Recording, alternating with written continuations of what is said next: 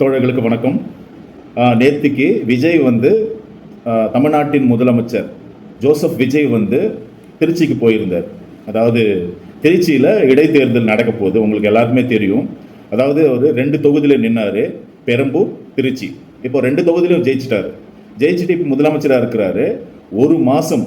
ஒரு மாதம் பொறுத்து இப்போதான் அவர் வந்து இதுக்கு முன்னாடி எலெக்ஷன் கேம்பெயினில் எப்படி வாயை திறந்து சவுண்டாக லவுடாக பேசினாரோ அதே மாதிரி போய் பேசியிருக்கிறார்.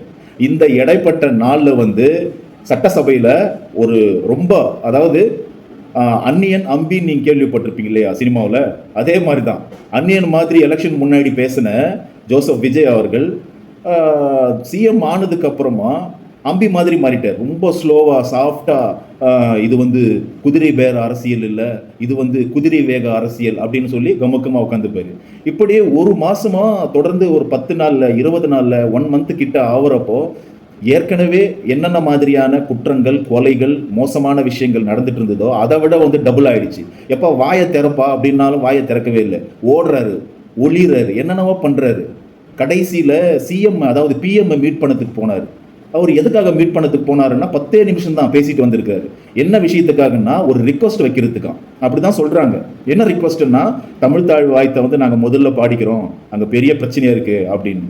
அப்போ இந்த மீட்டிங், அதாவது திருச்சியில் போய் பேசின பேச்சுகள் வந்து நான் நேற்றுக்கு வந்து கவனிக்கல. நேற்றுக்கு நான் டியூட்டிக்கு போயிருந்தேன், அதை நான் பார்க்கல. சரி, வந்து என்னதான் பேசியிருக்கிறாரு அப்படின்னு ஓப்பன் பண்ணா அது ஏற்கனவே நான் வந்து உங்களுக்கு சொல்லியிருந்தேன். இவர் சிஎம் ஆனதுக்கு அப்புறமா அவருடைய நடவடிக்கைகள் எல்லாமே ஒரு குட்டி மோடி மாதிரி இருக்கு அப்படின்னு நான் சொல்லியிருந்தேன். அதை அப்படியே டிட்டோவை இறக்கி வச்சிருக்கிறாரு.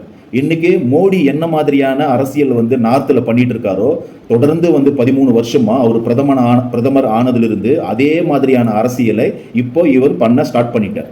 இது வந்து தமிழ்நாட்டிற்கு மிகவும் ஆபத்தானது. இந்த ஸ்பீச்சில், அதாவது எனக்கு அரசியல் அறிவுன்றது ரொம்ப ரொம்ப சொற்பம், ஆனால் எனக்கே வந்து இவருடைய விஷயங்கள், இவருடைய அஜெண்டாக்கள், இவர் எப்படி மக்களை ஏமாற்ற போறாரு, எப்படி வந்து தமிழகத்தில் ஒரு பின்னோக்கி இழுத்துன்னு போகிறதுக்கான ஒரு விஷயம் இருக்க போகுது அப்படி எனக்கே புரிகிறப்போ, எத்தனை அரசியல் வல்லுநர்கள் இருக்கிறாங்க, எவ்வளவு அறிவுஜீவிகள் இருக்கிறாங்க, அவங்கெல்லாம் வந்து ரொம்ப ஈஸியாக புரிஞ்சுப்பாங்க.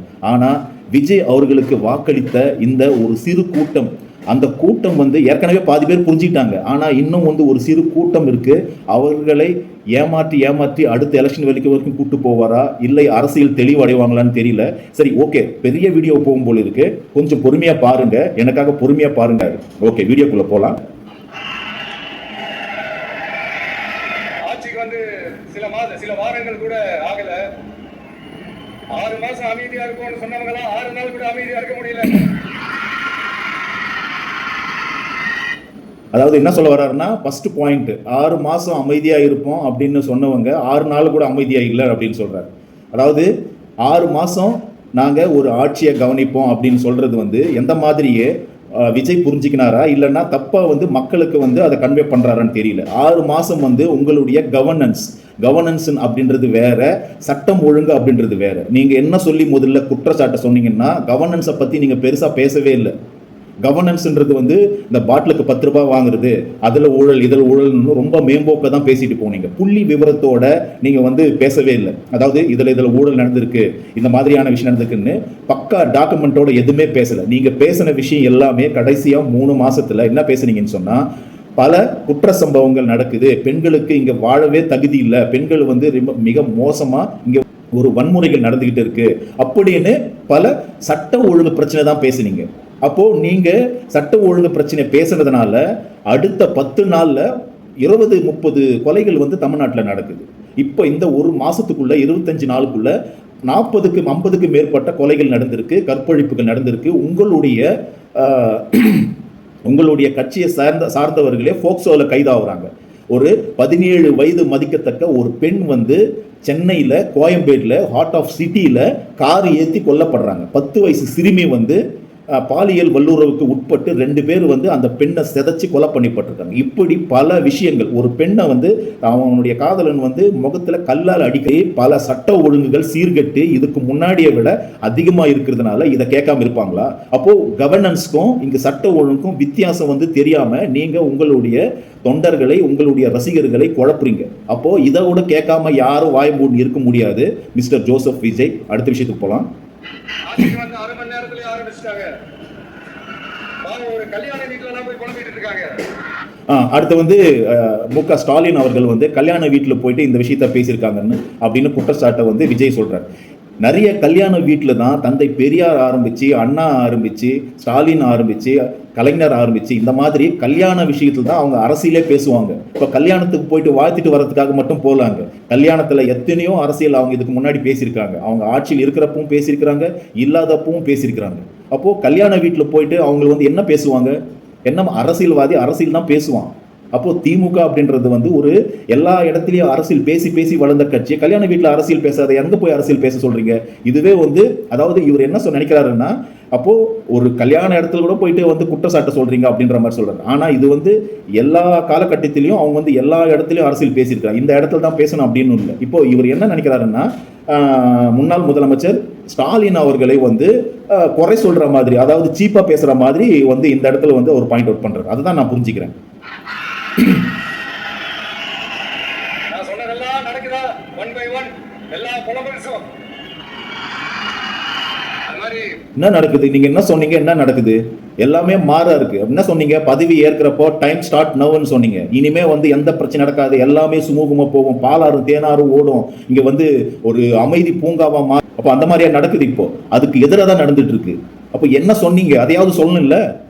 அப்போ நீங்க என்ன மாதிரியான விஷயத்தை நீங்க கொண்டு வருவீங்களோ அதுக்கு எதிராக தான் இது நடந்துட்டு இருக்கு. அதுக்கு வந்து நீங்க சொன்னதுக்கு ஏற்ற மாதிரி இங்க நடக்கவே இல்லை. நீங்க என்ன மாதிரியான நினைப்போடு பேசிட்டு இருக்கீங்கன்னு தெரியல மிஸ்டர் ஜோசப் விஜய் அவர்களே.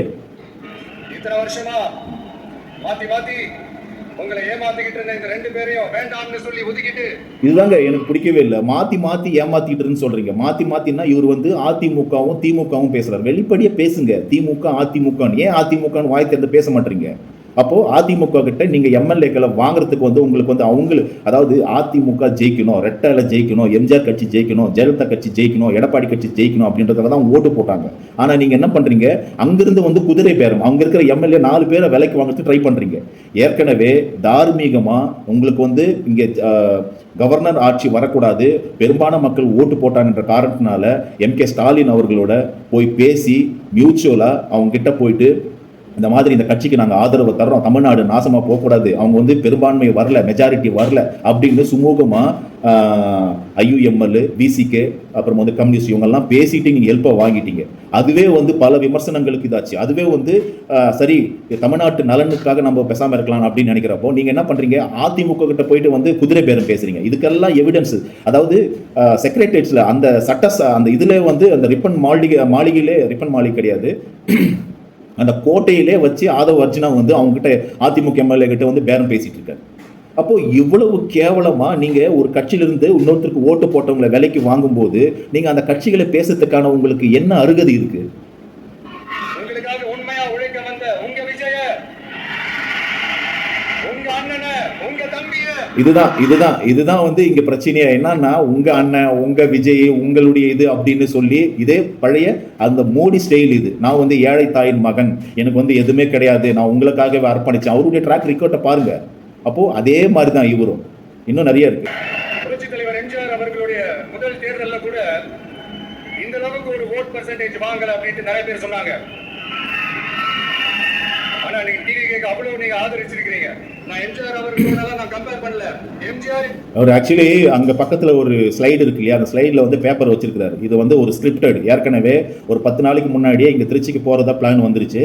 அதை வந்து பேசி ப்ரிப்பேர் பண்ணிட்டாரு. இப்போ என்ன சொல்ல வர்றாருன்னா, இந்த எம்ஜிஆரை விட அதிகமாக ஓட்டு பர்சன்ட் கொடுத்துட்டீங்க, அப்போ எம்ஜிஆரை விட நான் வந்து கிரேட் அப்படின்ற மாதிரி பல விஷயங்கள் அது உள்ள வருது. ஆனால் ஒன்று சொல்லிக்கிறேன், எம்ஜிஆர் அவர்கள் வந்து ஓட்டு வாங்கினாருன்னு சொன்னால் அவருடைய பாதி பேராவது அதில் ஐடியாலஜி இருந்துச்சு. தந்தை பெரியார், அன்னைக்கு முதலமைச்சராக இருந்து மறைந்த அறிஞர் அண்ணா, அந்த திராவிட கோட்பாடு, இந்த விஷயமாவது மொழி உணர்வு எல்லாமே இருந்துச்சு. ஆனால் இப்போ இருக்கிறவங்களுக்கு அந்த உணர்வு இருக்கா அப்படின்றத நீங்கள் தான் சுய பரிசோதனை செஞ்சுக்கணும்.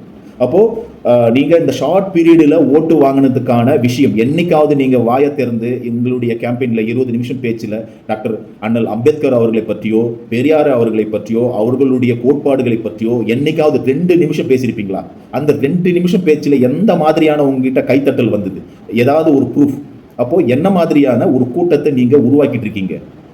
மொழி உணர்வு இல்லாத, அரசியல் அறிவு இல்லாத, தமிழ்நாடு நலனுக்கான எந்த பிரச்சனை அப்படின்றது தெரியாத இந்த மாதிரியான ஒரு கூட்டத்தை நீங்க உருவாக்கிட்டு இருக்கீங்க. ஆனா நாம பெரியார், அண்ணா, எம்ஜிஆர் அவர்கள் வழியில ஒரு அன்பா உழைக்க வந்த உங்க விஜய், அவ்வளவுதான். 1977ல நீங்க போடாத ஓட்ட 2026ல நீங்க போட்டிருக்கீங்க. என்ன ஒண்ணு, இன்னும் கொஞ்சம் அதிகமா ஆதரிச்சிருந்தீங்கன்னா அது சின்ன சின்ன கட்சிகள்கிட்ட ஹெல்ப் கேட்க வேண்டிய நிலைமை வந்துருச்சு அப்படின்றத ஃபீல் பண்றாரு.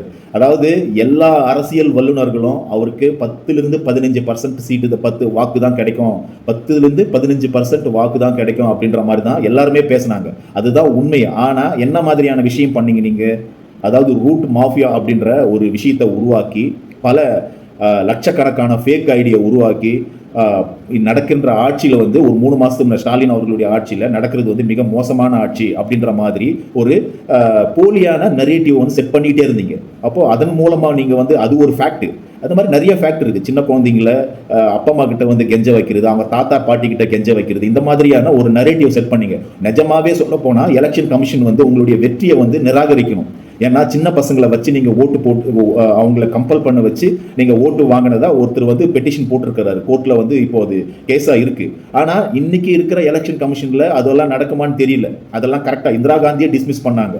டைம் வந்து எக்ஸ்ட்ரா டைமில் அவர் வந்து கேன்வஸ் பண்ணார். கவர்மெண்ட் வாகனத்தை வந்து இந்திரா காந்தி யூஸ் பண்ணாங்க அப்படின்ற இதுக்கு வந்து பிரதமர் பதவியை வந்து அன்னைக்கு இருந்த எலெக்ஷன் கமிஷன் வந்து கேன்சல் பண்ணிச்சு. ஆனால் நீங்கள் சின்ன சின்ன குழந்தைகளை வச்சு ஓட்டு வாங்க, அதுவும் நீங்கள் பெருமையாக வேற பேசுகிறீங்க. அப்போது இந்த மாதிரியான விஷயங்கள்லாம் பல ஃபேக்டர்ஸ்களை பயன்படுத்தி தான் இந்த வாக்கை வாங்கினீங்க. நீங்கள் கடைமட்ட தொண்டர்களை சந்தித்து கடைசி ப்ராப்ளத்தை வந்து அட்ரஸ் பண்ணி அங்கே போய் களத்தில் நின்று நீங்கள் வந்து இது பேசலை. அப்போது உங்களுடைய அரசியல் வந்து உங்களுடைய வாக்குகள் வந்து இதுவே வந்து கேள்விக்குறி தான். அப்படி இருக்கும்போது உங்களுக்கு பெரும்பான்மை வேற கொடுத்துருவாங்கன்னு அப்படின்ற ஒரு இது இருக்குது பார்த்தீங்களா? அது ரொம்ப பேராசை. அப்போது என்ன சொல்ல வர்றாருன்னா, இன்னும் கொஞ்சம் வாக்கு கொடுத்துருந்தாக்கா நாங்கள் யாருக்கிட்ட போய் ஹெல்ப் கேட்டிருக்க மாட்டோம். அப்போது எந்த முற்போக்கு சக்திகள் விசிகாவும் சரி, ஐயுஎம்எல்ல சரி, கம்யூனிஸ்டும் சரி நம்ம கேட்காம நாங்களே வந்து அப்போ எங்களுடைய ராஜ்யம் தான். அப்போ வந்து வன்னியரசை வந்து நீங்கள் வந்து அமைச்சர் பதவி கொடுத்துருக்க மாட்டீங்க. அப்புறமா 2 முஸ்லீம் அவர்களுடைய இதுவும் வந்து கொடுத்துருக்க மாட்டீங்க. இப்போவே அமைச்சர் பதவியில் பல விமர்சனங்கள் இருக்குது. 2 பார்ப்பனர்களை நீங்கள் வந்து அமைச்சர் பதவி கொடுத்துருக்கீங்க. இது ஏடிஎம்கேவும் பண்ணல, டிஎம்கேவும் பண்ணல. இங்கே திராவிட முன்னேற்ற கழகமும் அண்ணா டிஎம்கேவும் உருவானதுக்கு காரணமே இங்கே வந்து இந்த ஆரிய சித்தாந்தம் அகைனிஸ்டாக வந்தது தான். அப்போ நீங்க அதுக்கு எதிராக 2 பார்ப்பனர்களுக்கு நீங்க அமைச்சரை கொடுத்துருக்கீங்க. அப்போ அதிகாரம் யாருக்கு பகிரப்படணுமோ அவங்களுக்கு வந்து போகாம அதிகாரத்தில் ஆல்ரெடி இந்தியா ஃபுல்லு அதிகாரத்திலையும் எல்லா இடத்துலையும் நிரம்பி கிடக்கிற இந்த 3% பார்ப்பனர்களுக்கு 2 அமைச்சரை கொடுத்து வச்சிருக்கீங்க. இதுதான் உங்களுடைய கவர்னன்ஸ். நம்மளை பத்தி, நம்ம அரசியலை பத்தி, நம்ம பேச்சை பத்தி இந்த கிண்ணம் கிள்ளையமா பேசிட்டு தானே இருப்பாங்க. அவங்க எல்லாருக்குமே என் சைட்ல இருந்து ஒரே ஒரு ரிக்வெஸ்ட், தயவு செஞ்சு நிப்பாட்டிடாதீங்க. தயவு செஞ்சு கண்டினியூ பண்ணுங்க. நீங்க தான் என்னோட எனர்ஜி ஃபோர்ஸ். நீங்க பேசிக்கிட்டே இருங்க, பேசிக்கிட்டே இருங்க, பேசிக்கிட்டே இருங்க. நான் மக்களுக்கு தேவையான நல்லதை செஞ்சுக்கிட்டே இருப்பேன். அதாவது இப்போ இந்த இடையில இவர் முதலமைச்சராக ஆனதுக்கு அப்புறமா இவரை வந்து நிறைய பேர் வந்து விமர்சனம் பண்றாங்களாம், பேசிக்கிட்டே இருக்காங்களாம். அதுதான் எனக்கு எனர்ஜியை, நீங்க பேசிக்கிட்டே இருங்க அப்படின்றாரு. அதுக்கான பதிலை நீங்க எங்க கொடுக்குறீங்க? இப்போ திருச்சியில் வந்து கொடுக்குறீங்க. 1 மாசமா அதாவது எல்லா முதலமைச்சர்களும் பிரஸ் மீட் கொடுக்குறாங்க. பிரஸ் மீட்ன்றது நிறைய பேர் டிவிக்கானுடைய நிறைய பேர் என்னன்னா அவரெல்லாம் வந்து பேச மாட்டாருங்க. எதுக்குங்க பேசுறாரு? என்னென்னமோ வியாக்கியானம் சொல்லிட்டு இருக்காங்க. அதாவது பத்திரிகை என்பது ஒரு 4வது தூண், இந்தியாவின் தூண். அதுல 1008 பிரச்சனை இருக்கு. அது வந்து இப்போ மோசமாயிடுச்சு. ஆனா பத்திரிகை என்பது தான் அன்னைக்கு எமர்ஜென்சி, அதாவது இந்திரா காந்தி அந்த எமர்ஜென்சியை கொண்டு வந்து அவங்க அதிகாரத்தை நிலைநிற்றப்போ அந்த பத்திரிகைகள் தான் காப்பாத்துச்சு. அப்போ அந்த பத்திரிகைகள் அவருடைய நடவடிக்கைகள்லாம் எழுதி தான் மறுபடியும் அந்த ஜனநாயகத்தை காப்பாற்றினாங்க. அப்போ நீங்கள் வந்து ஒரு பத்திரிகையை மீட் பண்ண மாட்டீங்கன்னா உங்களுக்கு சரக்கு இல்லைங்க. அதை அந்த ஸ்பாட்லேயே பதில் சொல்கிற அளவுக்கு நீங்கள் கவர்னன்ஸ் பற்றி உங்களுக்கு தெரியல. அதை நீங்கள் ஒத்துக்கணும். அப்போ மோடி மாதிரியாவது சமாளிக்கணும். அவர் வந்து சமாளிப்பார். அவரும் வந்து சமாளிக்க தெரியாது, எதுவும் தெரியாது. பத்திரிகையாளர்களுக்கு பதில் சொல்ல தெரியாது. அவரும் வந்து பேப்பரில் எழுதி வந்து படிச்சுட்டு போயிடுவார். ஏன்னா அந்த பண்ணுற பிரச்சனைகளுக்கு வந்து கரெக்டான ஒரு பதிலை சொல்ல தெரியாது. அப்போது ஜெயலலிதா போன்ற ஒரு பெரிய அரசியல்வாதியே அத்தனை முறை முதலமைச்சராக இருந்தவங்கள பத்திரிகை வந்து ஒரு மதிப்பு கொடுத்துருக்குறாங்க. ஆனால் இவர் வந்து மதிப்பு கொடுக்கல. இவருக்கு தெரியாது, பேச தெரியாது. அது வந்து கரெக்டான ஆன்சர் பண்ண தெரியாது. ஏன் அந்த பிரச்சனை நடந்துச்சுன்னு சொன்னால் அதை வந்து பேசி நாசூக்கா சமாளிக்கவும் தெரியாது. அப்போ இந்த லட்சணத்துல நீங்க வந்து என்ன பண்றீங்கன்னா, இதை சொல்லுங்க, இன்னும் சொல்லுங்க, நாங்க வந்து உங்களுக்கு வந்து இன்னும் நாங்க பெரிய ஆள் ஆயிட்டோம்னு சொன்னா நிறைய பேர் விமர்சனம் பண்ணிட்டே இருக்கீங்க. டைரக்டா சொல்லுங்க. இந்த மாதிரி ஸ்டேஜ்ல ஏதோ ஒரு அரசியல் ஒரு பிரச்சார கூட்டத்துல இல்லைன்னா ட்விட்டர்ல இந்த மாதிரி பதில் சொல்றது இல்ல, நேரடியா பேசணும். அடுத்து இப்ப நம்ம புதுசா அந்த சூட்லாம் போட்டு வரோம்ல, அது பத்தி கூட நிறைய பேரு ஏன் நம்மளா கோட் சூட்லாம் போடக்கூடாதா? அதிகாரம் செய்யறவங்களும் ஆதிக்க சக்திகளை மட்டும் தான் கோட் சூட்லாம் போட்டுமா? அப்படின்னா எதுவுமே கிடையாது. நான் என்ன கலர் கலரா போட்டு வரேன், ரெண்டே கலர், நம்ம எல்லாரும் மனசு மாதிரியே பிளாக் அண்ட் ஒயிட். மனசு பிளாக் அண்ட் ஒயிட்டா? புரியல எனக்கு. எல்லாத்துலயும் பிளாக் அண்ட் ஒயிட்டா இந்த விஜய் இருப்பா அப்படின்னு காட்டுறதுக்கு தான் அந்த கலர். அடுத்து அந்த பிளாக் கூட யாரு குறிக்கும் எதை குறிக்கும்ன்றது நான் சொல்லிதான் தெரியணும்னு அவசியம் இல்லை, உங்களுக்கே நல்லா தெரியும்.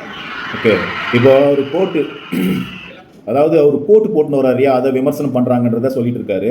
அப்போ கோட்டில் வந்து அந்த கலரை பற்றி பேசுகிறாரு. கலரில் வந்து நான் வந்து பிளாக் அண்ட் ஒயிட் போட்டுன்னு வரேன், பிளாக் என்ன கலர்னு தெரியும் அப்படின்னு அவர் வந்து தந்தை பெரியாரை அவர் வந்து இது பண்ணி ரெஃபரன்ஸாக சொல்கிறாராம். அப்போ பெரியாரை சொல்கிறேன்னு சொன்னால் பின்னாடி அம்பேத்கர் இருக்காது. அப்போ ப்ளூ கோட்டு போடணும்ல நீங்கள், அப்போ ஏன் ப்ளூ கோட்டு போடல? அதுக்கப்புறம் வந்து காமராஜரை போட்டிருக்கீங்க, அப்போ ஏன் வந்து வெள்ளை கோட்டு போடல? இப்போ இதெல்லாம் வந்து ஒரு வியாக்கியானமா? தந்தை பெரியாரை பற்றி என்னைக்காவது ஒரு 2 வார்த்தை பேசியிருக்கிறீங்களா?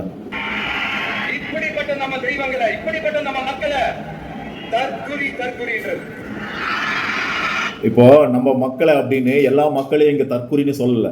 இங்க வந்து ஒரு குறிப்பிட்ட உங்களுக்கு ஓட்டு செலுத்திய பாதி மக்கள் வந்து இந்த மாதிரியான மனநிலை தான் இருக்கிறாங்க. அதனால தான் வந்து அண்டர் எஸ்டிமேட் பண்ணிட்டாங்க. எல்லா கட்சிகளும் வந்து டிஎம்கே வந்து உண்மையாகவே உங்களை அண்டர் எஸ்டிமேட் பண்ணிட்டாங்க. அதாவது ஒரு புரிதல் இல்லை. அதாவது என்ன அரசியல், எந்த கொள்கை, எந்த கோட்பாடு, எதுக்காக நீங்க விஜய்க்கு அவர் ஓட்டு போற அப்படின்ற எந்த புரிதல் இல்லாத அந்த மாதிரி செயல்பட்டதுனால தற்குறிகள் அப்படின்னு மென்ஷன் பண்ணியிருந்தாங்க. ஆனா இந்த அளவுக்கு வந்து இவ்வளவு 35% வர்ற அளவுக்கு இருந்தாங்கன்னா அவங்க வந்து ஒரு ஆர்கனைஸ்டா வந்து வேலை பார்த்துருக்கிற ஒரு தற்குறிகள் தான். அப்போ தற்குறிகள் அப்படின்னு சொல்ற விஷயம் வந்து அரசியல் புரிதல் அற்ற அப்படின்றது தான் நான் எடுத்துக்கிறேன். அதுதான் வந்து இப்பவும் நானும் சொல்றேன், அரசியல் புரிதல் இல்லாதவர்களை அப்படித்தான் சொல்லுவாங்க. ஆனா இங்க வந்து அந்த பர்சன்டேஜ் வந்து ஒரு 10 to 15% இருப்பாங்க. அந்த அரசியல் புரிதலற்ற இந்த தற்குறிகள் வந்து எப்படி வந்து ஆட்சி அமைப்பாங்க அப்படின்ற ஒரு நெக்லிஜென்சி இருந்துச்சு டிஎம்கேக்கு. அதுதான் எல்லாருமே கணிச்சாங்க. 10-15% தான் உங்களுடைய ஓட்டு சதவீதம் வரும். அதனால வந்து ரொம்ப அவங்கள கிண்டல் பண்றதுக்காக யூஸ் பண்ணப்பட்ட வார்த்தையை தவிர இந்த அளவுக்கு 35% ஒரு தற்குறித்தனமா இருப்பாங்கன்னு தெரிஞ்சிருந்தா இன்னும் அவங்க வந்து ஆர்கனைஸா வேலை பார்த்திருப்பாங்க. அவங்க உங்களை வந்து முதலமைச்சர் ஆக்குறதுக்கான அந்த விஷயத்தை பண்ணியிருக்கே மாட்டாங்க. அப்போ அண்டர் எஸ்டிமேட் பண்ணிட்டாங்க. அதனால சீப்பா சொன்னது ஒரு விஷயம் தான். ஆனா இனி வந்து தமிழக மக்கள் புரிஞ்சுப்பாங்க, இந்த 35% இந்த தற்குறித்தனமான இருக்கிற அரசியல் புரிதல் அற்ற கொள்கை புரிதல் இல்லாத இந்த மக்களை எப்படி இருந்தாலும் அரசியல் படுத்தணும் அப்படின்ற விஷயம் மற்ற கட்சிகளுக்கு தெரியும். அப்போ இவங்க அப்படியே தற்குறித்தனமா இருப்பாங்களா அப்படின்றத நம்பிக்கையோட விஜய் இருக்கக்கூடாது. கட்டாயம் இவங்க வந்து ஒரு மாற்றத்தை உருவாக்குவாங்க, ஒரு மாற்றம் வரும் இவங்க கிட்ட கட்டாயம். அடுத்த முறை வந்து இப்பவே வந்து நிறைய பேர் வந்து ஏன் ஓட்டு போட்டன்னு நிறைய பேர் வந்து புலம்பிட்டு இருக்காங்க. அவங்க எல்லாம் மாறி எது கொள்கை கோட்பாடு உள்ள எந்த கட்சியோ அந்த கட்சிக்கு ஓட்டு போடுவாங்க. அப்போ நீங்க நினைக்கிறது வந்து நடக்காது. இதே தற்குறி அப்படின்ற சொல்ற விஷயம் என்னன்னா, இதுல விளக்கம் என்னன்னா, ஒரு 15% 10% தான் இருப்பாங்க. இவங்களை ஒரு அலட்சியமா ஒரு இதுவா பேசணுன்றதுக்காக யூஸ் பண்ணப்பட்ட வேடே தவிர இந்த அளவுக்கு 35% ஓட்டு வரும்னு சொன்னா அந்த தற்குறின்ற வார்த்தையை வந்து யூஸ் பண்ணிருக்க மாட்டாங்க. இது மோசமான அபாய குறின்னே அவங்க யூஸ் பண்ணிருப்பாங்க. நீங்க ஒரு அபாய குறி, நீங்க ஒரு தற்குறி கிடையாது, ஒரு அபாய குறி. டிஎம்கே வந்து ஒரு கேள்விக்குறி ஆகிட்டாங்களாம். நான் வந்து டிஎம்கே கிடையாதுங்க. ஆனால் நான் தமிழ்நாட்டு அரசியலை கவனிச்சுட்டு வர்றேன். தமிழ்நாட்டுடைய அரசியலில் டிஎம்கே வந்து எம்ஜிஆருடைய அரசியலையும் பார்த்துருக்கு, காமராஜருடைய அரசியலையும் பார்த்துருக்கு, அதுக்கப்புறமா வந்து ஜெயலலிதா அவர்களுடைய அரசியலையும் பார்த்துருக்கு, கடைசியாக எடப்பாடி பழனிசாமி அரசியலும் பார்த்துருக்கு. அவங்க கிட்ட ஒரு ஸ்ட்ராங்கான ஒரு ஐடியாலஜி இருக்கு. மொழி விஷயத்தில் ரொம்ப ஸ்ட்ராங்காக இருப்பாங்க, தமிழ்நாட்டு நலன்ல ரொம்ப ஸ்ட்ராங்காக இருப்பாங்க, ஒரு சில விஷயத்தில் அவங்க ஸ்ட்ராங்காக இருப்பாங்க. இது வரைக்கும் வந்து அவங்க அந்த மாதிரி ஸ்ட்ராங்காக இருக்கிறதுனால தான் இந்த அளவுக்கு வந்து சஸ்டைன் பண்ணிட்டு வந்துட்டு இருக்காங்க. நான் வந்து டிஎம்கே காரன் கிடையாது. எனக்கு வந்து ரொம்ப பிடிச்ச தலைவர் வந்து விசிகாவின் தொல் திருமாவளவன் அவர்கள் தான். தொல் திருமாவளவர்கள் பெஸ்டா, விசிக தலைவர் இது மு.க. ஸ்டாலின் பெஸ்டானா நான் திருமாவளவன் தான் பெஸ்ட்னு சொல்லுவேன். ஆனா இங்க வாக்கு எண்ணிக்கை, இங்க ஜெயிக்கிற கட்சி எதிரானா இதுதான். இப்போ மெஜாரிட்டியா இருக்கும்போது இதை விட ஒரு பெட்டரான கட்சி வந்தா இதை நம்ம ஆதரிச்சுட்டு போறோம், அவ்வளவுதான் விஷயம். அப்போது நீங்கள் பேசுகிற அரசியல் வந்து இதை வந்து புரிஞ்சிக்கின்னு நிறைய பேர் வெளியில் வருவாங்க, அவங்க தற்குறித்தனமாகவே இருப்பாங்க அப்படின்ற நம்புறது வந்து மிக முட்டாள்தனம் அப்படின்றது தான் என்னுடைய வாதம். அடுத்து இவர் என்ன சொல்கிறாருன்னா, இவர் வந்து இப்போ நிறைய பேரை வந்து அரசியல் படுத்திட்டாராம். அரசியல் இப்போ வந்து அவருடைய அந்த சட்டசபை விவாதங்கள், அந்த சட்டசபை என்ன பேச போறாருன்னா இதெல்லாம் பார்க்குறது, இதெல்லாம் நடந்துச்சு இல்லையா எலெக்ஷன், அதாவது விஜய் சிஎம் ஆனதுக்கு அப்புறமா நிறைய பேர் வந்து சட்டமன்றத்தை வந்து ரொம்ப கவனித்து பார்த்தாங்க. இதனால் வந்து என்ன சொல்ல வர்றாருன்னா, நாங்கள் வந்து எல்லாருமே அரசியல் படித்திருக்கோம் அப்படின்னு சொல்லிட்டு இருக்காரு. அது ஓரளவுக்கு உண்மை. அதில் வந்து எல்லாருமே வந்து அரசியல் என்னன்னா தெரிஞ்சுக்கிட்டாங்க. இப்போ சட்டசபை என்ன, சட்டத்தில் அங்கே வந்து என்ன பேசுகிறாங்க, சட்டசபையில் வந்து என்ன பேசுகிறாங்க, அதில் எம்எல்ஏக்களுடைய பங்கு என்ன, சபாநாயகர் யார், இந்த மாதிரி விஷயம்லாம் பேசிக் விஷயமெல்லாம் தெரிஞ்சிருச்சு. ஆனால் உங்களுடைய ஒரு ஆபத்தான ஒரு அரசியல் இருக்குது. அதாவது மோடி எப்படி இங்கே ஒரு அரசியல் பண்ணுறாரோ அதே மாதிரி நீங்களும் அரசியல் பண்ணுறீங்க. மோடியும் வந்து சட்டசபையில் அவரும் வந்து நாடாளுமன்றத்துக்கு வர்றாரு, அங்கே வந்து பெருசாக எதுவுமே பேச மாட்டார், ப்ரெஸ் மீட் பண்ணுறதில்ல.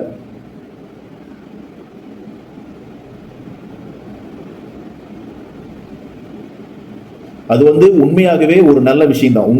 நீங்க வருகைக்கு அப்புறமா வந்து இந்த சட்டசபை இந்த அரசியல் நிலவரங்களை இவங்க உற்று நோக்குறது வந்து அதுல ஒரு சில சதவிகித மக்கள் வந்து ஒரு இளைஞர்கள் வந்து புரிஞ்சுப்பாங்க. ஓ இதுதான் ஃபேக்டா, ஓ இப்படியா அப்படின்னு உண்மையாகவே தெரிஞ்சுக்கின்னு அப்போ டீப்பான ஒரு அரசியலுடைய இன்ட்ரெஸ்ட் வந்து அவங்க வந்து கட்டாயம் வந்து நீங்க பண்ற அரசியலை கட்டாயம் புரிஞ்சுக்கின்னு வெளியில் வரதான் போறாங்க. அப்போ கட்டாயம் அது நடக்கும். இது வந்து உண்மையாகவே நீங்கள் அரசியல் வந்து இந்த மாதிரியான ஒரு விழிப்புணர்வு உருவாக்குறதுக்கு ரொம்ப தேங்க்ஸ். ஆனால் உங்களை ஆட்சி அதிகாரத்தில் வந்து எந்த புரிதல் இல்லாமல் ஓட்டு போட்டதுக்கு இப்போ தமிழ்நாடு வந்து கஷ்டப்பட்டுட்டு இருக்கு, இனி கஷ்டப்பட போகுது. அதுக்கு என்ன பொறுப்பு, யார் பொறுப்பு எடுக்கிறது? சரி ஓகே, ஏதாவது நிறைய இந்த வீடியோவில் ஃபுல்லாக எக்ஸ்பிளைன் பண்ணால் ஒரு 4 மணி நேரம் வீடியோ போகுங்க. சரி ஓகே, இவர் முக்கியமான விஷயத்தை இனி நான் சொல்லிட்டு இந்த வீடியோ முடிக்கிறேன். அதுக்கப்புறமா வந்து அவருடைய திட்டங்கள், அதாவது ஸ்டார்டிங்கில் வந்து இலவச மின்சாரம் அப்படின்னு சொன்னார் இல்லையா, 200 யூனிட் மின்சாரம் அப்படின்னு. அதுக்கப்புறமா அதை மாற்றி வேற மாதிரி இது 500 யூனிட் யூஸ் பண்ணுறவங்களுக்கு தான் 200 யூனிட்னு சொன்னார் இல்லையா. அப்போ அந்த விஷயத்தில் சொல்கிறார், இது வந்து இந்த 100 யூனிட்ன்றது நீங்கள் கொடுக்கல, அது வந்து ஜெயலலிதா மேடம் கொடுத்தாங்க அப்படின்னா.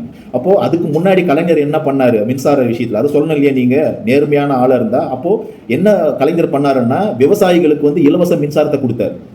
அப்போ அதை நீங்க சொல்லணும். அப்போ அடுத்த கட்டமா இவங்க என்ன பண்றாங்கன்னா எல்லாருக்கும் வந்து 100 யூனிட் வந்து ஃப்ரீ அப்படின்றத ஜெயலலிதா உருவாக்குறாங்க. அதை இவர் வந்து மெயின்டைன் பண்றாரு. யாரு, ஸ்டாலின் அவர்கள் வந்து அதை அப்படியே தொடரட்டும் அப்படின்னு சொல்லி அந்த 100 யூனிட்டை வந்து ஃப்ரீன்னு கொடுத்துட்டு வர. ஆனா நீங்க என்ன சொன்னீங்க தேர்தல் வாக்குறுதியில, அப்போ 200 யூனிட்னு சொன்னீங்க. அப்போ அதுவே வந்து ஒரு ஃப்ராட் தனம். 500 யூனிட்ல நான் வந்து யார் 200 யூனிட் யூஸ் பண்ணுறாங்களோ அவங்களுக்கு தான் ஃப்ரீ அப்படின்னு. அப்போ 500 யூனிட்டுக்கு மேலே யூஸ் பண்ணால் அது ஏற்கனவே நான் பேசிட்டேன். ஆனால் இவர் பேசுகிற அரசியல் வந்து இதுக்கு முன்னாடி ஜெயலலிதா தான் தந்தாங்க. அப்போ மின்சாரம் அப்படின்ற விஷயத்தில் ஃபஸ்ட்டு ஆரம்பித்து விதை யார் போட்டது, முதல்ல விவசாயிகளுக்கு ஃப்ரீயாக தந்தது கலைஞர். அதை நீங்கள் சொல்லணும். அப்போ நேர்மையாக இருந்தால் அதை நீங்கள் சொல்லணும். எல்லாமே ரொம்ப ஃபாஸ்டா ரொம்ப ஸ்பீடா செய்யறதுக்காக அந்த வேலையை செய்ய சொல்லிருக்கோம். ஓகே, அதாவது இனி அதிகமாக போயிட்டே இருக்கோம் வீடியோ, அதாவது முடிக்கலாம். அதாவது இனிமே தான் ஒரு சட்டம் ஒழுங்கை பற்றியே இறக்க போறாராம், இம்போர்ட் பண்ண போறாராம். புது போலீஸ் ஆஃபீஸரை இறக்கி வந்து சட்டம் ஒழுங்கை சரி செய்ய போறாராம். இதெல்லாம் வந்து சொல்லிட்டு இருக்காரு. அதாவது ஒரு வள்ளுவரை வந்து காவி சாயம் போட்டு இன்னைக்கு வந்து இது பண்ணி வச்சிருக்காங்க. அப்போ காவி இன்னைக்கு வந்து நடக்கிறது வந்து பிஜேபி ஆட்சி மாதிரியே ஒரு ஆளுநர் வந்து அவர் சொல்ற விஷயம் தான் இங்கே நடந்துட்டு இருக்கு. அப்போ வள்ளுவருக்கு வந்து காவி ஒரு மத சார்பற்றவர், அவரை கூப்பிட்டு வந்து நீங்க வந்து ஒரு இந்து மதத்துடைய ஐடியாலஜி பட்டை கொட்டை எல்லாம் போட்டு வள்ளுவரை வச்சிருக்கிறீங்க. இதை உங்களால தடுத்து நிறுத்த முடியல. இந்தியாவின் பிரதமர் நரேந்திர மோடி எப்படி வந்து தன்னுடைய வாய் ஜாலத்தினால அங்க வந்து ஒரு மத அரசியலை உருவாக்கி மீடியாவுக்கும் ஒரு நியாயமான ஒரு பதிலை சொல்லாத இந்த மாதிரி ஒரு எஸ்கேபிசம் பண்ணிட்டு இருக்காரோ, அதே மாதிரி தான் விஜய் வந்து இந்த 30 நாள் இந்த 1 மாசத்துக்குள்ள அவருடைய விஷயத்தெல்லாம் பார்க்கும்போது இவர் ஒரு குட்டி மோடி மாதிரி தான் அரசியல் பண்ணிட்டு இருக்காரு. இந்த அரசியல் வந்து ரொம்ப நாளைக்கு இங்கே எடுபடாது. இதுல ஒரு ப்ராப்ளம் என்னன்னா, ஒரு டிராபேக் என்னன்னா, ஒரு நல்ல தெளிவில்லாத, ஒரு கொள்கை இல்லாத, அரசியல் அறிவட்ட ஒரு ஜெனரேஷனை இவர் வந்து உருவாக்கி வச்சிருக்கிறார். இந்த விஷயம் வந்து அப்படியே கண்டினியூ ஆச்சுன்னு சொன்னா தமிழகத்துக்கு மிக மோசமாக தான் முடியும். அப்போ இங்கே டிஎம்கே ஏடிஎம்கே இந்த 2 கட்சியில பல விஷயங்கள் குறைபாடு இருந்தாலும் ஒரு சில விஷயத்துல ஸ்ட்ராங்கா இருப்பாங்க. இப்போ இந்த மாதிரி வந்து ஒரு வள்ளுவர் உதாரணத்துக்கு எடுத்துங்க. அந்த வள்ளுவரை காவி சாயம் போட்டிருந்தாங்கன்னா இந்நேரம் வந்து எந்த ஆட்சியா இருந்தாலும் வந்து அதை கட்டாயம் ஃபைட் பண்ணியிருப்பாங்க.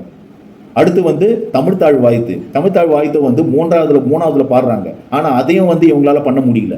இப்போ குற்ற சம்பவங்கள் அது நடந்துட்டு இருக்கு. அப்போ இந்த மாதிரியான விஷயங்கள் வந்து கண்டினியூஸா ஒரு விஜய் என்ற பிம்பத்துக்கு மட்டும், விஜய் என்ற அந்த கவர்ச்சிக்கு மட்டும் நீங்க கண்டினியூஸா வந்து வாக்கு செலுத்திக்கிட்டு அவரை பாதுகாக்கிறதுக்காக பண்ணிட்டு இருந்தீங்கன்னா தமிழ்நாடு இன்னும் பின்னோக்கி தான் போகும். அப்போ விஜயனுடைய அரசியல் டிட்டோ மோடியுடைய அரசியல் தான். அந்த மோடி அவர்கள் வந்து எப்படி தமிழ்நாட்டில், சவுத்தில், கேரளாவில் ஓட்டு வாங்க முடியாத தவிக்கிறாரோ, அப்போ இதே மாதிரியான நிலை வந்து இன்னொரு 5 வருஷம் 6 வருஷத்துல விஜயுடைய அந்த அந்த கவர்ச்சி, அந்த திரை இது வந்து மக்களுக்கு குறைய ஆரம்பிக்கும். ஏன்னா பேஸ் வந்து இங்கே தந்தை பெரியாரும் அவர்களுடைய திராவிட ஐடியாலஜி இருக்கிறதுனால கட்டாயம் புரிஞ்சுப்பாங்க. ஒரு லிமிட்டை தாண்டி அவர்களுடைய ஃபோக்கஸ், எம்ஜிஆரும் அப்படி தான் அம்பலப்பட்டு போனார், ஜெயலலிதா அப்படி தான் அம்பலப்பட்டு போனாங்க. அவங்களுடைய திரை கவர்ச்சின்றது ஒரு லிமிட்டு தான். அதுக்கப்புறமா நான் ஒரு விஷயத்த சொல்ல பார்த்துட்டேன். கவர்ச்சி அப்படின்னு சொல்கிறாங்க அப்படின்னு சொல்லிட்டு அவர் சைலண்ட் ஆகிட்டார். அவர் நாங்கள் சில்கு சுமுத்தாவா இல்லைன்னா ஜெயமாலினியா அப்படின்னு அடுத்து பேசியிருக்கலாம். ஆனால் அவர் பேச மாட்டார். அப்போது திரை கவர்ச்சி என்பது இங்கே பெண்களுக்கு மட்டும்தான் இருக்குது அப்படின்னு சொல்கிறது அவர் வந்து எப்படி சொல்கிறாருன்னு புரியல. அப்போ திரை கவர்ச்சி இல்லாம வேற என்னத்துக்காக உங்களுக்கு வந்து ஓட்டு போட்டாங்க, அதை நீங்க சொல்லுங்க. அதாவது இன்னைக்கு களத்துல அண்ணன் திருமா அவர்கள் ஒரு 35 வருஷமா ஒடுக்கப்பட்ட மக்களுக்காகவும் தமிழர்களுக்காகவும் எல்லா பிரச்சனையும் அட்ரஸ் பண்ணி போராடுறாரு. அவர் வந்து எல்லா தொகுதியிலும் அவரால் நிக்க முடியல. அவரால் நின்று இருந்தா எத்தனை பதவி ஜெயிச்சிருப்பாரு. அப்போ அவரை விட நீங்க கஷ்டப்பட்டீங்களா? அப்போ உங்களுடைய நீங்க மக்களுக்கு ஏதோ செய்வாங்க அப்படின்னா நீங்க கிரவுண்ட் ரியாலிட்டி என்ன பண்ணீங்க? அப்போ திரை கவர்ச்சி மட்டும்தான் உங்களுக்கு ஓட்டு போட வச்சிருக்கு. அப்படி இல்லைன்னு சொன்னா நீங்க திருமாவளவனை வந்து ஏன் முதலமைச்சர் ஆக்க முடியல? அப்போ இந்த திரிமா கவர்ச்சி என்பது எல்லா மக்களுக்கும் தெரியும். நீங்க வந்து கிரவுண்ட் லெவல்ல போயிட்டு உழைச்சி ஒரு 10 அரசியலுக்கு வந்து ஒரு 10-15 வருஷம் உழைச்சி நீங்க வந்து ஒரு சினிமா நடிகை கிடையாது, சாதாரண இவர் ஒரு தொண்டை, இவர் வந்து நம்ம உழைக்கிறதுக்காகவே வந்திருக்கிறாரு அப்படின்னு நம்பி வந்து ஓட்டு போடல. அப்போ நீங்க எக்ஸாம்பிள் எடுத்துங்க. நீங்க சினிமாவிலே இல்லை, ஒரு 40 வருஷம் 45 வருஷம் நீங்கள் வந்து உங்களுடைய அப்பாவுக்கு சந்திரசேகர் அவர்களுக்கு வந்து ஒரு மகனாக இருந்து மக்களுக்காக உழைச்சி பல பிரச்சனைகளை இது பண்ணிட்டு நீங்கள் வந்திருந்தாலும் உங்களுக்கு ஓட்டு போட்டிருப்பாங்களான்னு யோசித்து பாருங்க. அப்போ மக்கள் யோசித்து பார்க்கணும். விஜய் வந்து பேசுகிற பேச்சுங்களாம் மக்களை ஏமாற்றுவதற்கு. அப்போ நீங்கள் யோசித்து பாருங்க. அப்போ திரை கவர்ச்சி தான் இங்கே. அந்த திரை கவர்ச்சி இருந்ததுனால தான் உங்களால் வந்து இந்த அளவுக்கு ஓட்டு வாங்க முடிஞ்சுது. அப்போ அண்ணன் திருமாவை எடுத்துங்க நீங்க. அப்போ அவர் வந்து ஒரு தலிதா இருக்கிறாரு, ஒடுக்கப்பட்ட மக்கள் அந்த சாதியில் இருக்கிறாருன்றதுனால அவர் எத்தனை பேர் வந்து ஓட்டு போட மாட்டேன்றாங்க. நீங்க யோசிங்க. இது ஒரு சாதிய சமுதாயம். இங்க எவ்வளவு உழைப்பு உழைச்சிருக்கிறாங்க எத்தனையோ தலைவர்கள். அப்போ அவங்களுக்கெல்லாம் ஏன் ஓட்டு வரல? இது வெளிப்படையா தெரியும். உங்களுடைய ரசிகர்களே, நீங்க ஓட்டு போட்டவங்களே நீங்க சினிமா ஹீரோ இல்லைன்னு சொன்னா உங்களுக்கு ஓட்டு போட்டிருக்க மாட்டாங்க. அதுதான் நிஜம். இப்போ நீங்க என்ன வானத்திலிருந்து இறக்கி விட்ட தேவதூதனா நீங்க உங்களுக்கு ஓட்டு போடுறதுக்கு? நீங்க ஒரு சினிமா கவர்ச்சி உங்ககிட்ட இருக்கு. அது ஆணுக்கு இருக்கு, பெண்ணுக்கு இருக்கு, எல்லாருக்குமே இருக்கு. சினிமாவில் இருக்கிற எல்லாருக்குமே இருக்கு. அடுத்த எலெக்ஷன்ல வந்து சிவகார்த்திகேயன் இதே மாதிரி ஒரு ரூட் மாஃபியா உண்டாக்கி பல லட்சக்கணக்கான ஃபேக் ஐடியா உருவாக்கி ஒரு நெரேட்டிவ் உங்க ஆட்சிக்கு எதிராக செட் பண்ணி அவரும் முதலமைச்சர் வரதுக்கு வாய்ப்பு இருக்கு. இந்த மாதிரியான தற்குறித்தனமான ஒரு ஆடியன்ஸ் இருந்தா அப்போ கவர்ச்சி என்பது இருக்கு. இங்க இந்த வீடியோவில் நான் கம்ப்ளீட்டா சொல்ல வர விஷயம்னா, நீங்க பண்றது வந்து ஒரு மோடி அரசியல். இந்த மோடி அரசியல் வந்து ரொம்ப நாளைக்கு எடுபடாது. சீக்கிரமாவே அரசியல் அறிவு உள்ளவர்கள் இதை புரிஞ்சுக்கினாங்கன்னாக்கா இதுக்கு வந்து ஒரு விடிவு காலம் வரும். கொள்கையோடு கோட்பாடோடு பெரியாரையும் அம்பேத்கரையும் மார்க்ஸையும் பேசுங்க. தமிழ்நாட்டு நலன்களை பேசுங்க. டெல்லிக்கு எதிராக சண்டை போடுங்க. அப்போ இதெல்லாம் முடியலன்னா உங்களுக்கு ஏதோ ஒரு ப்ராப்ளம் இருக்கு. இப்போ கரெக்ட் பண்ணிட்டு வாங்க. நானே உங்களுக்கு ஓட்டு போடுறேன். தொடர்ந்து என்னுடைய வீடியோ பாருங்க. நன்றி, வணக்கம்.